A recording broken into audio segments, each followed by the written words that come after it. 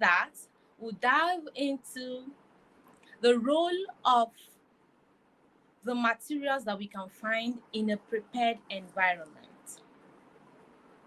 Mhm. That is not enough. We are also going to talk about what we call freedom within limits. Aside that, we have a lot for you. We are also going to talk about the we're going to also going to talk about the differences or a bit of comparison between the conventional classroom and the Montessori classroom. Many of us, this is the first time we are hearing about Montessori, or probably we might have been hearing about Montessori, but we don't really understand what it is all about. If you missed last week, please don't miss next week. So let's go right into it. First is the prepared environment. What do I actually mean by a prepared environment? A prepared environment is a space. It could be your home, it could be a classroom that is scientifically and aesthetically designed or created to support your child's independence. That same space is designed to support your child's growth and development. That space is designed to support your child's concentration and order. In that space, everything in it has a purpose. Nothing is random. In a prepared environment, all of the materials have a purpose. We don't place any material just to beautify the space. All of our materials are purposeful. Now, let's dive into the partnership we have when it comes to Montessori. Before learning can actually take place in a Montessori classroom, there is a partnership with three things. The first is the adult, that is the teacher, the adult who is in the environment. The second is the environment itself. And the third is the child. How does this work? Don't forget I mentioned the adult, the environment, and the child. The adult is the preparer. The adult is the architect. He or she prepares this environment. Not just preparing the environment, the preparation has to be intentional and purposeful. This adult makes sure that all activities in the shelves are complete. The adult makes sure that the place is beautiful, is clean. Make sure that this particular environment invites learning. That is the job of the adult in a Montessori setting. Now, let's talk about the environment. Don't forget the adult, the environment, and the child. After the adult has prepared this environment intentionally, yes, emphasis on intentionality, this adult prepares this environment intentionally, then this environment itself teaches the child. Unlike the conventional setting where the teacher does the teaching, in Montessori methodology, the environment and the materials, they teach the child. And then the child, in turn, learns through working with these materials. The adult prepares the environment teaches the child, and when the child gets in contact with the activities they teach the child. Because all of our materials have in them what we call auto education. We'll get to that. Just sit tight. Now let's dive into the characteristics or the key elements of the prepared environment. You must have been hearing prepared environment, what is it all about? What really makes an environment prepared enough to support this child's curiosity, to support this child's growth and development? The characteristics of a prepared environment is one, order. A prepared environment must be orderly. Order in the environment leads to order in the mind. Yes, when a place is orderly, the child feels secure. The child becomes independent. Let's take, for example, if your child is maybe working with a broom, maybe the child is working with a sweeping activity. The child comes to the class this particular day and finds the broom at the right corner of the classroom. Fine, the child will work with it, right? The next day, this child comes into the same classroom and could not find the broom in that same position where it used to be. The child becomes confused. This child will be distracted because he or she is looking for the material which he or she worked with the other time. So, a prepared environment has to be orderly. When the environment is orderly, the child learns independence and learns responsibility. When all the materials are in order, everything are put almost in the same place. This child knows that, oh, I worked with this material, so when I'm done working with it, I can take it back to its position without calling on the adult who is in the classroom for help. These children can actually do these things themselves. All they need is a prepared environment that is orderly. The next characteristics of a prepared environment, aside order, is beauty. Children, they love beauty. And our classrooms must be clean and beautiful. Now, when I talk about beauty, I don't mean you decorating your classroom or your space with cartons, cardboard, or balloons, just like we see in most conventional schools, where the classrooms are beautifully decorated with balloons, papers, and all of that. It is not about decoration. Are those papers there? Do they support this child's need? Do they feed this child's curiosity? This is what happens in the Montessori setting. All of our activities, they are beautiful, they are orderly, and they support the child's growth.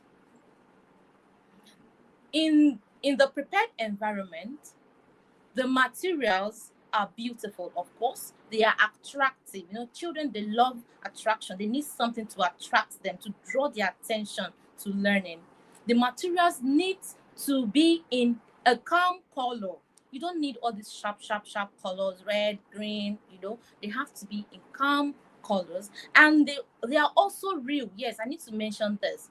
All of our Montessori materials are real. They are not toys.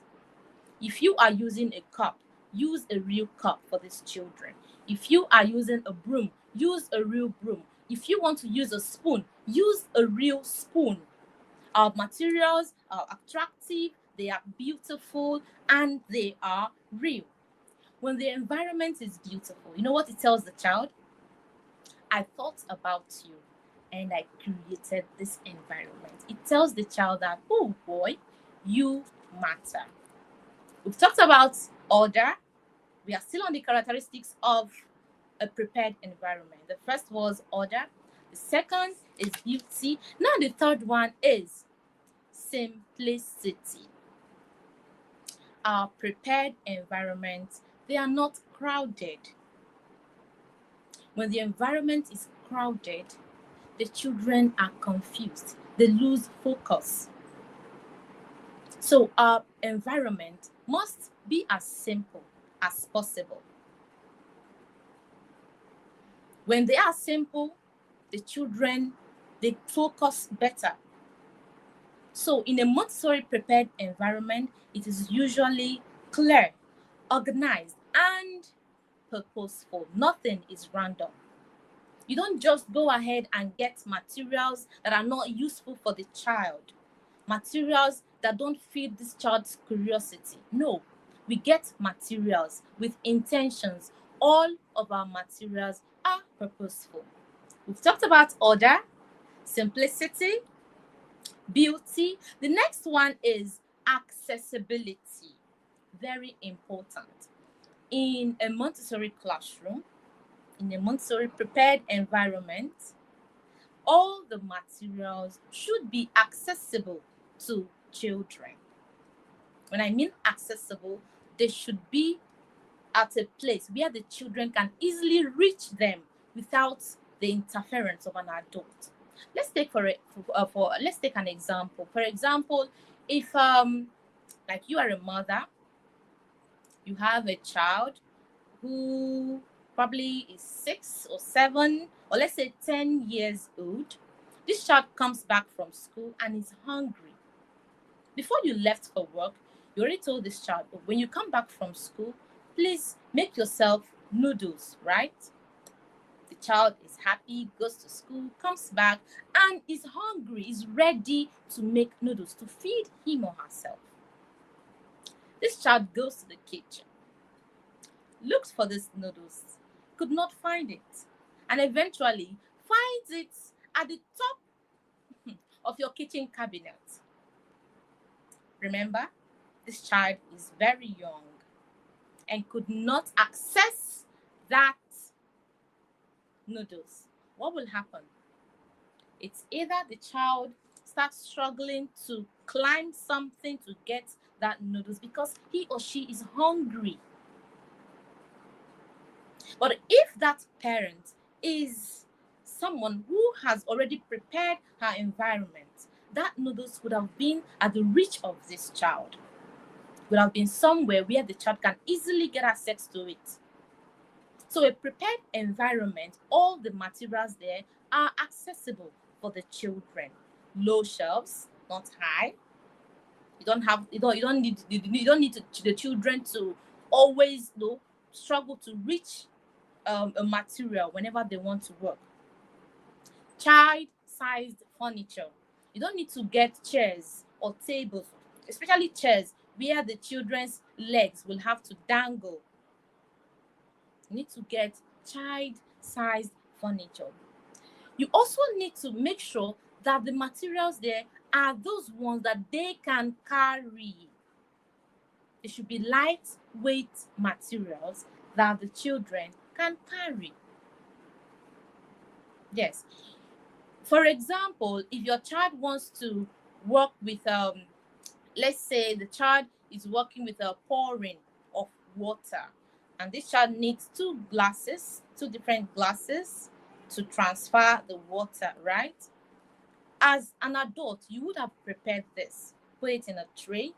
Then the child comes into the classroom. This child should be able to carry that material without having to, no, don't touch it, you will break it.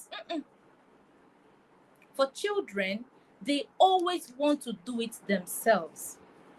In one of Maria Montessori's books, I think The Absorbent Mind, she said, a child's inner plea is, help me to do it myself. Help me to do it myself. Children want to do things themselves. And we don't help children that we see that, this child can actually succeed in this task. You don't help a child who has not asked you for help. So we help the children to do things themselves. That is why we raise independent children. So make sure that these materials are accessible to the children. Now let's delve into the role of the materials. What is the materials I'm even talking about? What are their roles? What do they do in that environment? Are they just there? Or they are just toys? They are just there for children to come into the classroom and play. Although our kind of learning looks like playing, but we are not playing. Yes, the children learn through play. They learn through hands-on. So let's go ahead. The role of these materials. Like as I said earlier, our materials are not toys. They are real materials. These materials are tools for development. And they are self-correcting. I think I mentioned that earlier, that all of our materials have in them what we call auto-education. What do I mean by that? These materials have in them something that triggers, that immediately sends a signal to a child that, hey, you are doing this wrong. And immediately the child finds the problem and tries to fix it. For example, if a child is working with a cylinder blocks, with a knob or the knobless cylinder, where he or she has to fit a cylinder into a hole. This child is working with this material, and of course, he or she is a child. He puts a bigger cylinder in a smaller hole. What will happen? It will not fit. It won't fit. And immediately, that material sends a signal to the child that, hey boy, what are you doing? Without the adult having to interfere. Do it like this, do it like that, put it there. The material on its own sends a signal, because of course the child can see that that particular block did not fit into that hole. It's either the child does it again, keeps trying until he perfects it, and immediately he perfects it, there is this joy. Yay, I did it. So these are the things that our materials do to children. So our material have in them what we call self-correcting or auto-education. Our materials are hands-on.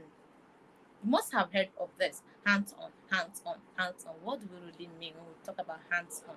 Montessori materials are hands-on. I mean, they are materials that the children learn through by touching. They have to touch it before they learn, right? Even as adults. Let me take myself for example. I remember back then when I was still learning how to cook. I can watch you cook for 10 times. If I haven't done it myself, if I haven't made mistakes myself, I haven't learned it. Can you cook this kind of food? I've seen people cook it, but I haven't tried it myself, so I'm not sure if I can make it or not. The same thing happens to our children. When they don't touch, they don't feel, they don't experience this activity, this learning, they have not really learned. So our materials are hands-on. And don't forget, whatever the hand does, the mind remembers. Whatever we do as children, as adults, it sticks. We've done it. Yes, we find ways, even if we make mistakes, we find ways to correct ourselves. So Montessori materials are hands-on. And they are purposeful. Every material in the classroom is purposeful. It has a purpose for which it is made. We've talked about the meaning of prepared environment, the characteristics of a prepared environment, the roles of these materials in a prepared environment. Now, let's dive into what we call freedom within limits. Yes, in our classroom, the Montessori prepared environment, children are free. They are so free like birds. They are free to move around. They are free to explore. They are free to choose their activities themselves. They are free to go get their materials. They are free to return these materials whenever they are done. They are so free.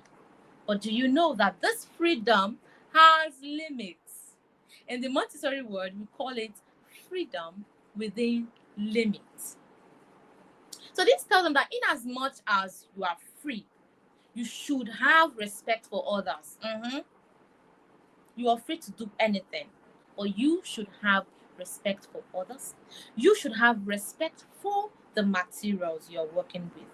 Oh, not because you have the freedom to choose any materials. That doesn't make you, or that doesn't give you the right to mishandle the materials.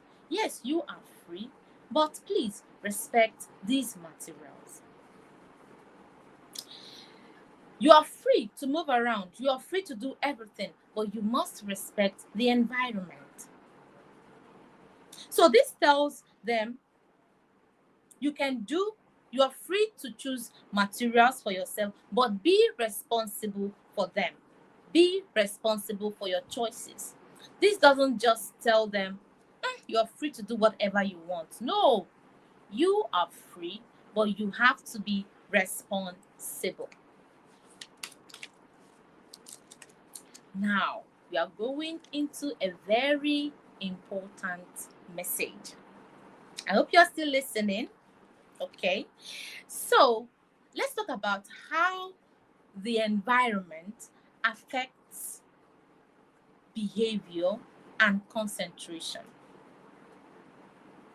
Have you ever noticed that some children who are raised in a certain kind of environment tend to behave like people living in that environment? I don't know if you've noticed that. Children who are raised in a certain environment tend to behave like people who are living there. That is because the brain is wired to learn from the environment. Sometimes some parents say, "Oh, this my child is stubborn. This my child is restless. This my child lacks concentration." You say all of this, but have you watched your environment?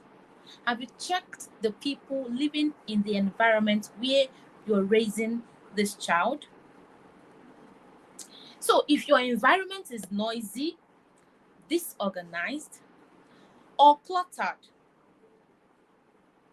if that environment where you are raising your child is noisy, is disorganized or cluttered, the child that you are raising in that environment will be restless. That child will be distracted, and that child, I'm sorry to say, will misbehave. Yes, because children learn from their environment. So when next you see a child who is misbehaving, ask yourself, what sort of environment is this child being raised? That could actually answer your question. So behavior is often a reflection of the environment. Check the child, check his or her environment. That could be the reason why that child is misbehaving. So environment is very important. It plays a crucial role in a child's development. Noisy environment, noisy child, distracted child. Calm environment, a focused child, a calm child.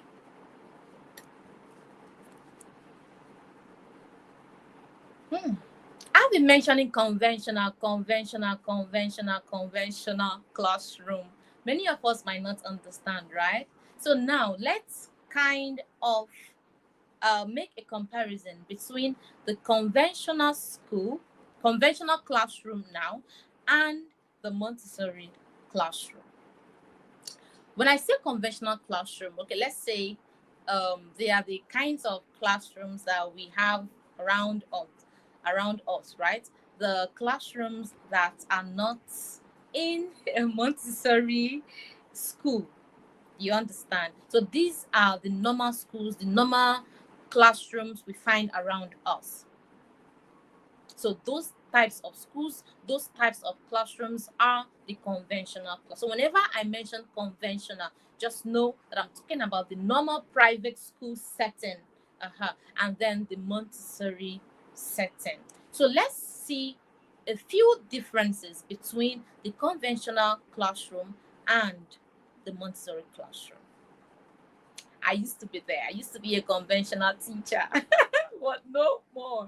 Okay, so in a conventional classroom, the teacher talks and the child listens. You see, in a conventional setting, all that matters to the teacher is to teach, to give out instructions, and to make sure, very important, to make sure that he or she covers the scheme of work.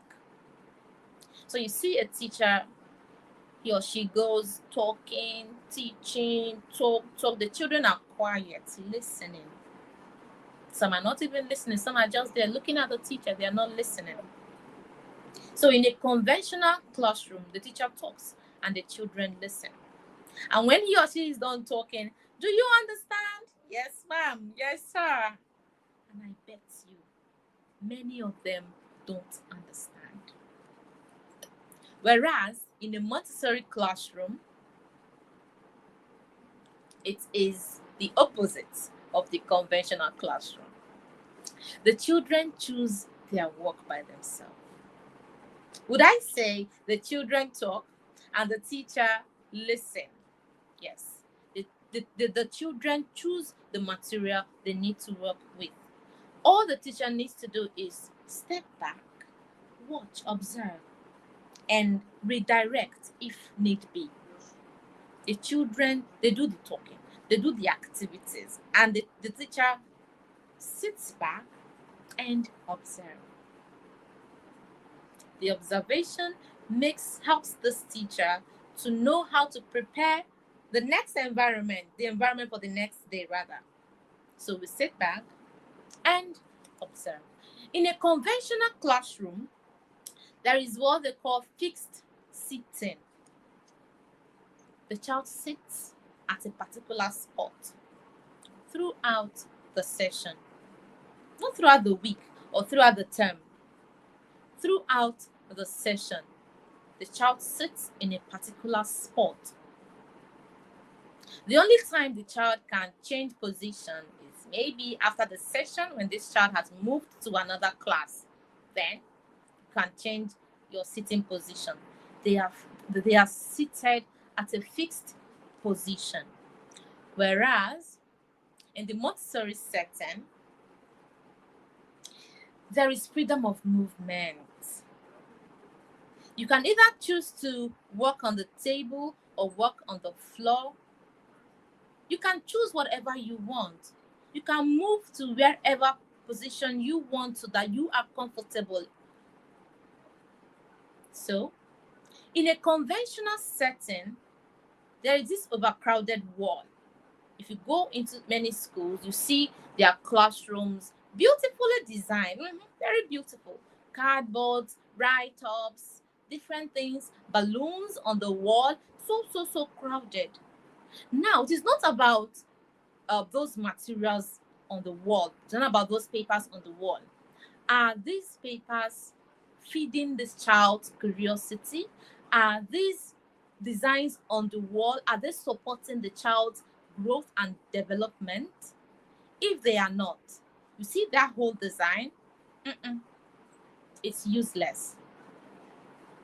So in a conventional setting, their walls are usually overcrowded, beautifully, everything, but they are not feeding the child's curiosity. In the Montessori environment, all materials are purposeful. Yes, all materials are purposeful. Every material has a purpose. We don't just get random materials to fill up our shelves. No. Every material in that environment is intentional, has a purpose for which they are made. Also, in a conventional setting, every child learns at the same pace. When I mean pace, I mean the style at which children learn. How fast children learn. There are some children, the ones that people call slow learners, we call them the crawlers. They are crawling, There are some who are not crawling, they are walking. They've passed the stage of being a crawler. Now they are walking. And there are some others, they are not crawling, they are not walking, they are running. They are so fast at grasping knowledge. Whatever you teach them, they get it. So in a Montessori setting, the teacher, the guide who is in that environment knows every child's pace, knows this child's learning style, and tries to get materials that will support this child's learning style. Unlike the conventional setting, where both the crawlers, the runners, and the walkers, all of them are being taught as though they are all runners. You see, a teacher who is teaching, just all he or she needs to do is to just teach and leave the classroom. Those crawlers, whether they understand or not, is none of your business. Yours is to make sure you cover that scheme. I just mentioned two different classrooms, the conventional classroom and the Montessori classroom. One controls the child. You should know the one yourself. Is it conventional? Is it Montessori? One of these classrooms controls the child, while the other develops the child. So in Montessori classroom, all of our materials help to support the child, helps to develop a child.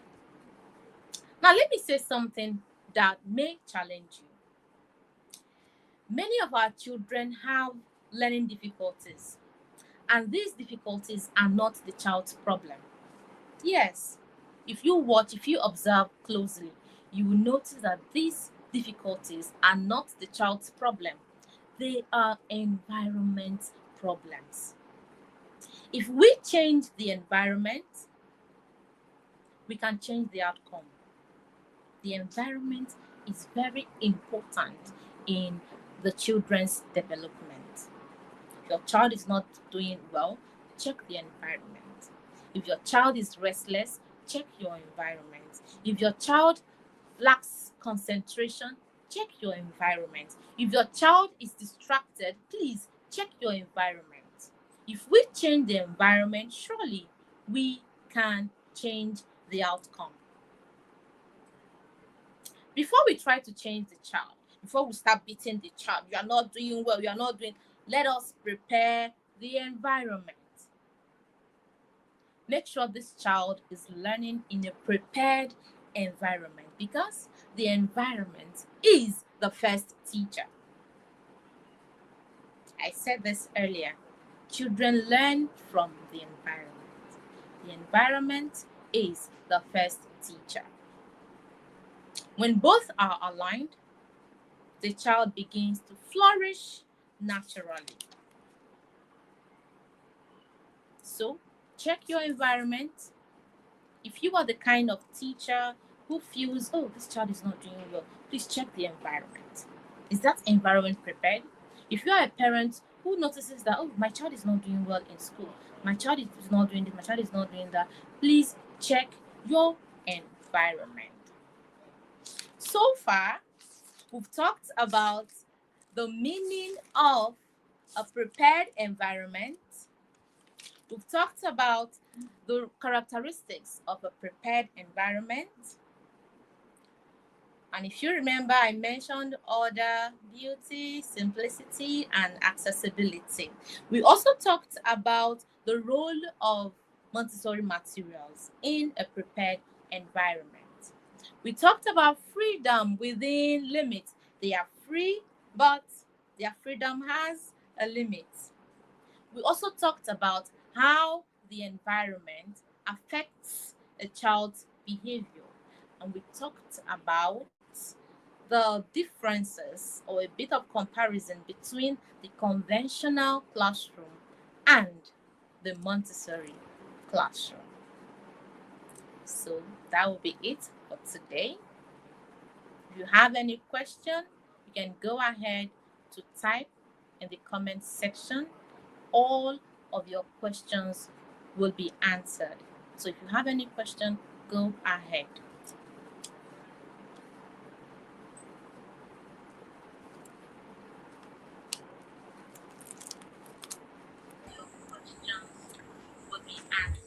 Hello, Miss Happy. Yes, ma'am. Thank you so much for today. You're welcome, ma'am. Can you hear me? Yes, I can. Hello. Yes, I can hear you, ma'am. Can Hello. you hear me? Thank you so much for today. Thank you, ma'am. Yeah. And I'm so sorry. The network today is just It came is very so. well. Yeah, it happens Yeah. sometimes. So we couldn't even introduce you properly. It's okay. It's okay.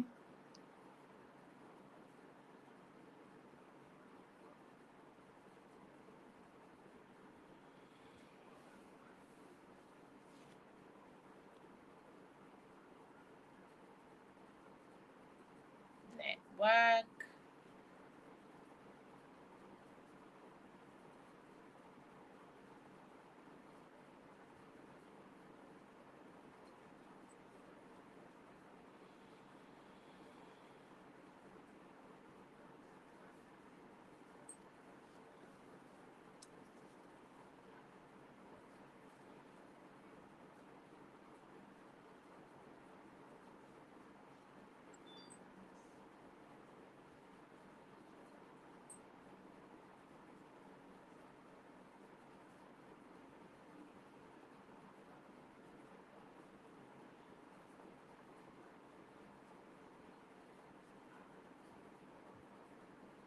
26. We have 4 minutes more. Still expecting your questions, though.